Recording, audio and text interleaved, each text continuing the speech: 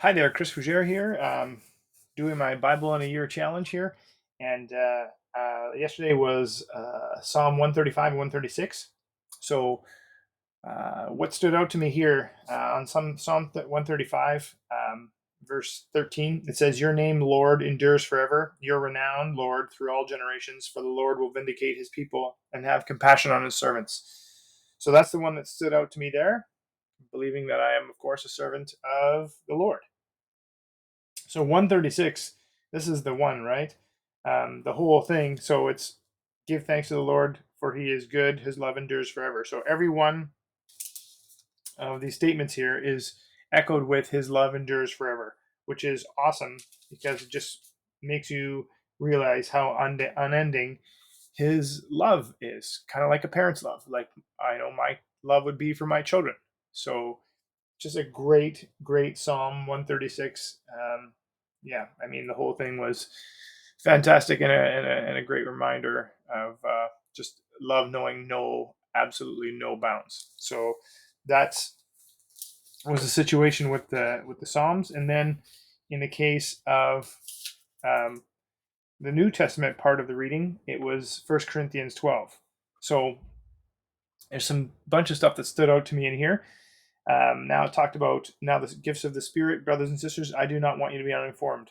You know that when you were pagan, somehow or other you were influenced and led astray to mute idols, right?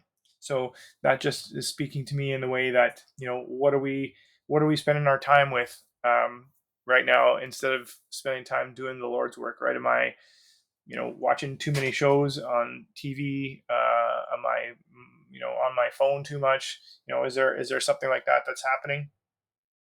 And yeah,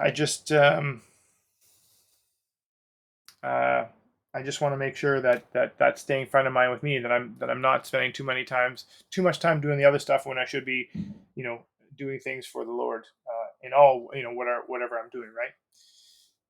So it talks about the different kinds of gifts, right? But there are different kinds of gifts that we all have, but the same Spirit distributes them. There are different kinds of service, but the same Lord, right? Different kinds of working, but all of them, but in all of them and in everyone, it is the same God at work, right? So that's kind of the beginning of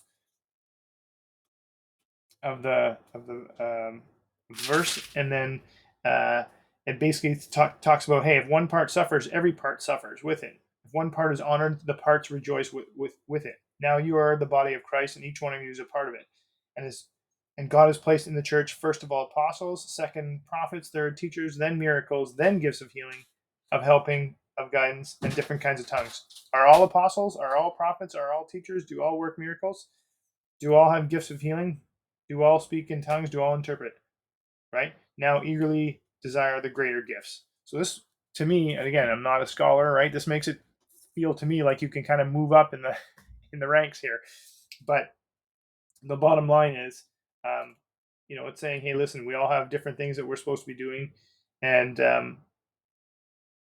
we all have a role to play, right? So, like I say, great verse, 1 Corinthians 12. Thank you. We'll see you on the next video.